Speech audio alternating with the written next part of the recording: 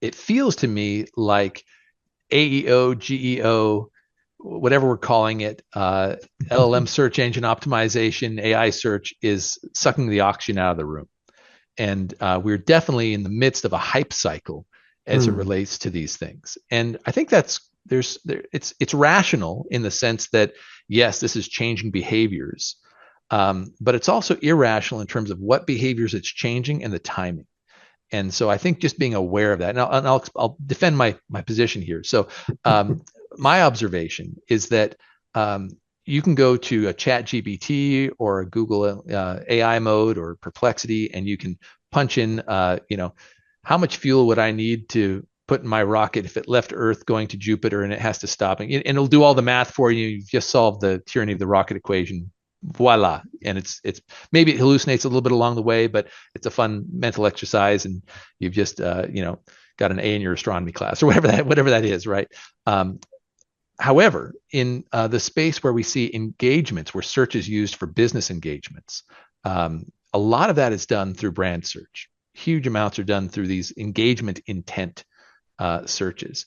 And so as an experiment, I went to ChatGPT once and I typed in Nike, because I know there's over 1 million searches a year, or a day, excuse me, on Nike during the peak holiday season as people are trying to find their kicks, and so forth. If you do that to ChatGPT, what do you get? You get the history of the swoosh. You get the history of the company. There's no engagement there's nothing to serve an engagement intent at all. You are listening to Power Marketing with Kevin Lee. Kevin and his agency Did It have helped thousands of businesses win through superior marketing, as have his books, articles, speaking engagements, and the E-Marketing Association Power Marketing Podcasts. Here's Kevin. I'm Kevin Lee with the E-Marketing Association. I also run Did It, a marketing agency that started in search, started in SEO before Google was founded, and started in PPC before Google was founded as well. So super excited to be chatting with Matt, who's the founder and CEO of Revvim at the moment. And so he's got a really interesting backstory. So we'll start with that, like what the catalyst was for you deciding that there are certain elements of campaigns that need to be treated differently and automated differently. Yeah, certainly. So I've been doing paid search since 2004, and I did SEO at that time as well with a company called Shop.com to give some history there. And as we were talking before we got started here, I wrote the original Wikipedia article on quality score back in 2007 or 2008. I forget when it exactly came out. Maybe it was 2006 even. But yeah, so I've been doing this for quite a while.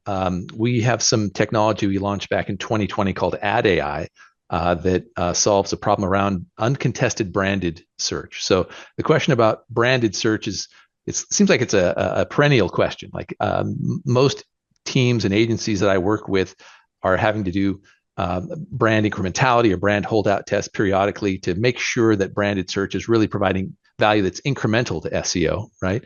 And how much value is that? How much should they be investing in that?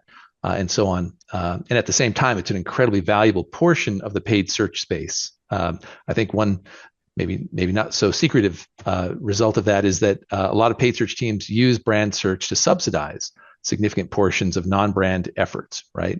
It's low cost, it's high converting, high value, so high ROAS. And so what we essentially identified that it was possible to dramatically reduce costs on the branded search side when no competitor was present. And so we built this technology, Ad AI, that it essentially monitors in close to real time and does some kind of other neat things with probabilistic models to be able to predict and identify whenever no competitor is in the auction. In other words, when your ad would be uncontested.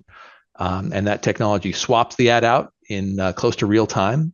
Takes on average 8 minutes and 45 seconds is our response time to what we would consider an unpredicted change in the search engine results page competitive landscape. And that's able to dramatically reduce costs for our customers. So that's Ad AI in a nutshell. We saved paid search teams about 30% of their branded search budget.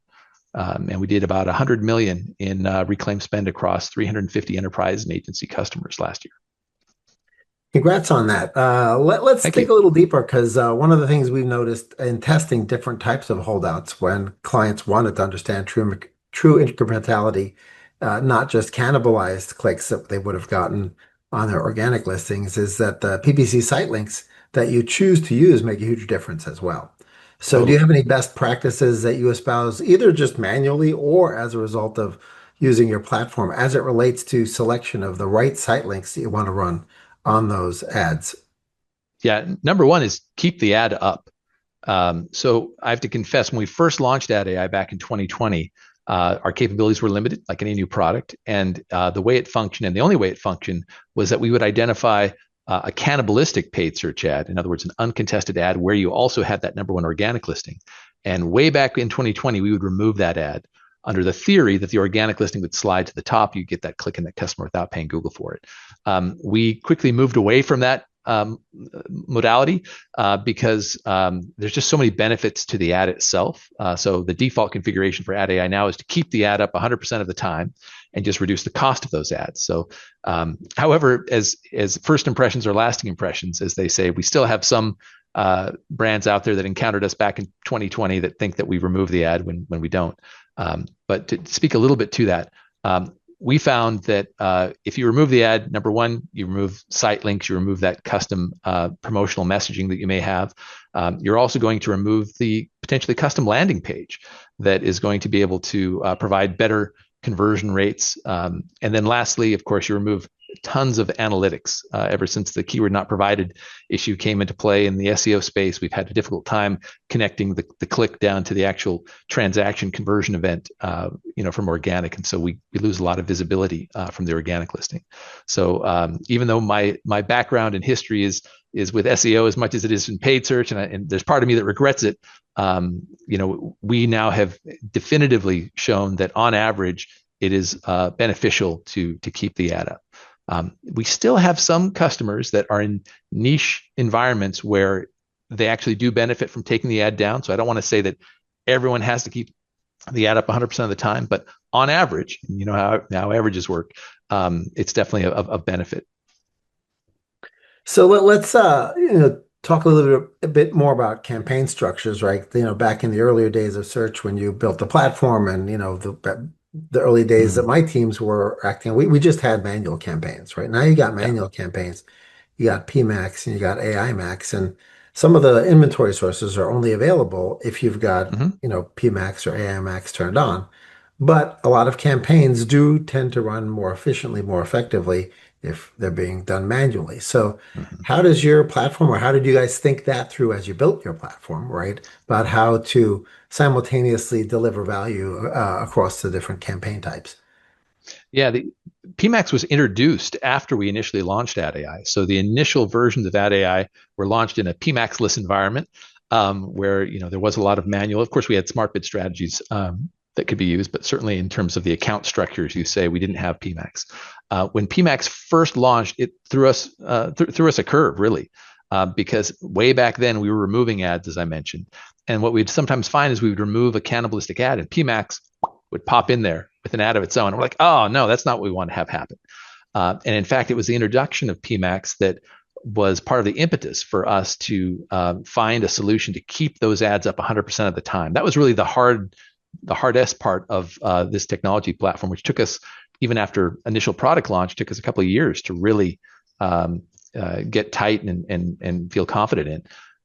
And so, the reason we keep the ads up 100% of the time is because PMax defers to exact match keywords from non-algorithmic sources, essentially, right? If you look at Google's got a page that talks about how priority is chosen amongst competing campaigns, because obviously you can have more than one campaign that could potentially match to a given search term.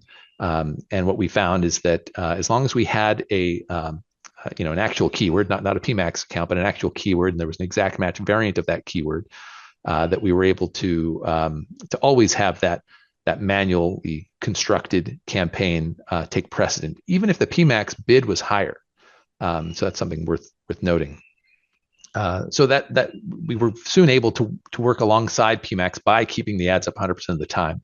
The technology has evolved significantly over the years. As an example, near the end of last year, we launched Ad AI for shopping, So whereas initially we only acted upon the text search ads that are in the SERP, now Ad AI is able to act upon the shopping block, both standard shopping as well as PMax shopping. To relate it back to your question to PMax, and essentially we can have an alternate set of product ads that runs when there's no competitor in the shopping block itself. Again, irrespective of whether it's a standard shopping campaign or a PMax shopping campaign. And in those instances where there's no competitor, we're able to swap those ads out in close to real time and run a lower cost version of those shopping ads, which saves our customers money. One thing we didn't expect that surprised us is we had brands come to us and say, hey, if there's no competitor in the shopping block, can I run full priced versions of my product listings? And we're like, oh, hey, that's a really good idea. And because if they didn't have to compete on price, they didn't want to. They wanted to claw that margin back. And so we have customers that are using Ad AI for shopping to run full price product listings that are at a lower bid. And when I say bid, it doesn't necessarily mean manual CPC. It could be TCPA or TROAS or whatever there's all sorts of different methods to reduce the cost of that whenever there's no competitor present. And that directly increases revenue while reducing costs. So it hits the ROAS equation on both ends, right? Higher return on lower ad spend. So let's jump into some of the other use cases. Depending on the specific marketer, their brand, and their competitive set, right? It's not unusual for the sort of second highest intent signal to be competitive brands, right? Which of course is the reason that competitive conquest is such a popular but sometimes challenging strategy, right? So, when people are sort of willing to deal with whatever their quality scores are in a competitive conquest environment, what are some fun ways that you can sort of layer in that nice mix of competitive conquest clicks? I know we used to do something fun at Did It. Like we would literally do competitive conquest, but we would eliminate the headquarters location of the competitor so they wouldn't notice that there was competitive conquest, right? I mean, that's Love probably an old trick that doesn't work anymore. But Sure. that was always the trick, right? Is to sort of, there was this almost detente sometimes between competitors, right? They wouldn't bid on each other's terms, but then when they did, they went all crazy, right? And so, what has been your experience in best ways to use your platform or others, to maximize the opportunity on competitive bidding? Yeah. First off, I love the removal of the HQ from that competitor, just so they don't know what's happening. Obviously, they can, peek into Auction Insights and see that, hey, there's, but how come we never see them? It requires a sophisticate, at least a moderate sophisticate, to notice that. Yes. Well, and I don't think we should underscore how, impactful that can be, because we humans are based on anecdotes, right? And personal experience. We weigh personal experience 10 times more than even some statistical number that's highly relevant. But if we experienced it, man, it must really be a problem, right? So by removing that human experience, I think it's really smart. So regarding conquesting, I think it's a very useful tool. Except for the cost, right? Basically, the cost and thus the ROI have always been challenging with conquesting. And so I think the reason that some teams don't conquest is because the cost is too high. And that's directly related to quality score, which is directly related to click-through rate. And if you're looking for brand A and see an ad for brand B, you're probably just going to scroll past it and click on, certainly click on that brand A ad instead. The way that we're able to impact that for our customers is actually fairly recent. Just this last quarter, Q1 of 2026, we announced Ad AI for conquesting. And this is actually it's a capability that's existed in the platform for quite a while. We just didn't publicize it, but we had more and more of our customers figure it out. And so we're like, we better talk about it. And this is a capability where you can use Ad AI to monitor not just your own brand terms and reduce the cost of those terms when no competitor is present, which is kind of what we've been talking about thus far, but you can use it to monitor all of your competitor brands. And whenever any of those competitor brands are not defending themselves, maybe they've run out of budget, maybe they're running a brand incrementality or holdout test, maybe they're just relying on the SEO listing to take the click.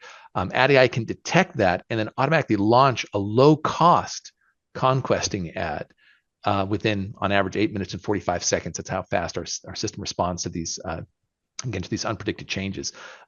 So it enables almost real-time conquesting, but only during those periods when we can get lower CPCs and higher click-through rates.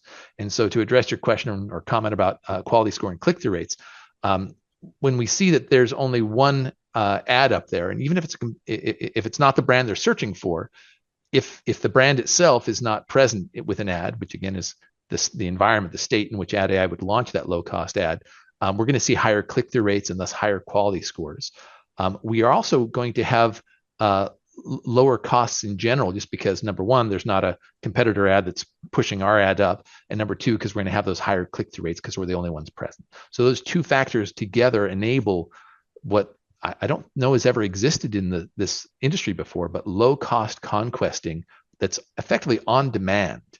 My personal belief is this is going to impact the industry in a pretty large way over the coming quarters and next few years as more and more companies roll this out. Because imagine yourself as a brand, and you have your CEO come to you and say, "Hey, I see we have our ad running above our SEO listing. Are we just blowing money?"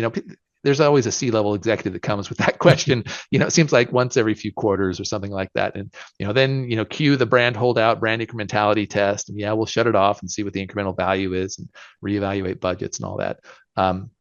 But in an environment where any one of your competitors could be using technology like this, and 8 minutes and 45 seconds after you hit that pause button on your brand ads, boom, someone's in there eating your lunch. And maybe you don't even see it because they block your HQ. That's I think a real challenge for teams that are wanting to test turning off brand ads. And so my personal belief is that in the next couple of years we'll see the concept of brand incrementality or brand holdout tests as a tactic used by paid search marketers go away, or at least dramatically lessen, just because we've entered a world of agentic AI, and that's what Ad AI is. It's an AI agent, and so it can constantly be monitoring. It can act more quickly than we can, and it's doing stuff we wouldn't do anyway as humans. I don't want to be there 24 hours a day, monitoring and turning ads on and off or things like that. It's a good use case for this technology. So let's jump outside of just paid search, for a final question, which is sort of more of a big picture question. So what should marketers be thinking about this year that perhaps they're not thinking about yet or doing, right? And it could be agentic AI in relationship to their day-to-day, but it could be something else, just something that you, in chatting with lots of agencies and chatting with lots of brands indirectly, perhaps via agencies, is there some low-hanging fruit that people are leaving sitting there, other than obviously saving via not bidding on your uncontested brand, or finding opportunities within competitive conquest, and maybe out beyond SEM, maybe it's just CRO, because I find that that's underinvested pretty commonly, right? Because if you can get your conversion rate up, you can afford a more expensive click. So anything that comes to mind? Well, I could say I've gone to a few conferences this year. I've started getting a little bit back into the conference circuit, and it feels to me like AEO, GEO, whatever we're calling it, LLM search engine optimization, AI search is sucking the oxygen out of the room. And we're definitely in the midst of a hype cycle as it relates to these things. And I think it's rational in the sense that, yes, this is changing behaviors, but it's also irrational in terms of what behaviors it's changing and the timing. And so I think just being aware of that, and I'll defend my position here. So my observation is that you can go to a ChatGPT or a Google AI mode or Perplexity, and you can punch in, how much fuel would I need to put in my rocket if it left Earth going to Jupiter and it has to stop, and it'll do all the math for you. You've just solved the tyranny of the rocket equation. Voila. And it's maybe it hallucinates a little bit along the way, but it's a fun mental exercise, and you've just got an A in your astronomy class or whatever that is, right? However, in the space where we see engagements, where search is used for business engagements, a lot of that is done through brand search. Huge amounts are done through these engagement intent searches. And so I, as an experiment, I went to ChatGPT once and I typed in Nike, because I know there's over 1 million searches a year, or a day, on Nike during the peak holiday season, as people are trying to find their kicks, and so forth. If you do that to ChatGPT, what do you get? You get the history of the swoosh. You get the history of the company. There's no engagement. There's nothing to serve an engagement intent at all. And what I see is Google is bifurcating the search experience and between engagement intent searches, like search for Nike, where you'll type Nike into Google, you'll see all these products, you'll see an engagement intent, which has been optimized by Google for the last 25 plus years, right? Optimizing for that engagement intent, because that's where so much money is made, right? People trying to engage with other brands and things like that. Meanwhile, the AI search engines are more focused on a research intent. And so that's the first thing. So I think a lot of marketers, paid search, and SEO as well are being given direction by C-suite executives saying, hey, have we got this AI search thing covered? And of course, we're all like, how high? Yes, sir. Let's figure that out, right? But on the one hand, we probably don't need to worry as much about the engagement intent searches as we do about research intent. Now, research intent, we obviously absolutely want to be seen and we want to come up and things like that. But that brings me to the second point, is around timing. I see lots of posts on LinkedIn and other places where people are talking about how important answer engine optimization is. By the way, we really as an industry need to figure out what we're calling this thing. It's driving me nuts. But generative engine optimization, whatever. I actually asked all the AIs what their opinions were of it, and GEO is slightly ahead. Okay, so let's just pick that one. I don't know. I mean, my friend Shelley Palmer likes answer engine optimization, and far be it for me to countermand him, because he gets way more press than I do. There you go. But that's the reason that it's confusing, right? Is ad age is calling it answer engine optimization. But yeah, there's definitely a nuance there to your point about the timing and type of optimization you may want to do, and then of course to what extent is it possible. So it's part of the hype engine. But I think where it dovetails into your strategy a little bit, and let me know if I got this wrong, but a lot of times when people doing early research and they see a brand, the next query that they do is a brand query. Yeah. Right? And so 100%. It's a zero-click SERP, because it's, or whatever you're calling the AI version of the SERP. It's a zero-click SERP, and then the next thing the person does, now that their curiosity has been stimulated about a specific Nike shoe, is they go and they Google it. Or for those fraction of people who Bing it, they'll Bing it. Yeah. The majority of people will Google it. And so, at that point, the corpus of brand-related search queries becomes even more important, because AI influenced that brand showing up or not, which is why I think actually for future-proofing of overall visibility, investment in GEO, to the extent it simultaneously solves other business problems, is actually a good idea, right? Yeah. So if you haven't been doing enough PR, and you should have been doing more PR, and you haven't been engaging in the community of Reddit or any other community for ages, and you should have been doing that, okay, you should probably do it anyway, and it may manifest as improved AI visibility. So that's sort of my general take on GEO. Yeah, I agree 100%. I think you asked the question, what should we be doing this year? Yeah. And I think we absolutely should be doing that this year. But we should also set expectations with those C-level executives that are coming to us that they're not going to see results necessarily this year, at least not material. I've yet to see a post where someone says, hey, I made my quarter's numbers because I did GEO, right? So for sure. And that's why I tend to, lay out for folks, and my teams do as well, right? Here are the things you probably should be doing anyway that correlate with GEO visibility, right? And so because there are a lot of areas that people underinvest. It could be community engagement, it could be PR, it could be content creation velocity, right? And if everybody else in your industry is like 2, 3, 5x on all those metrics, putting out more great content than you, engaging in communities more than you probably should do it anyway. Yeah, I agree with that. But to answer your question, where I think people should be focused on, I think GEO is a good thing to be focused on, and I think we need to have the right expectations set to the stakeholders in that.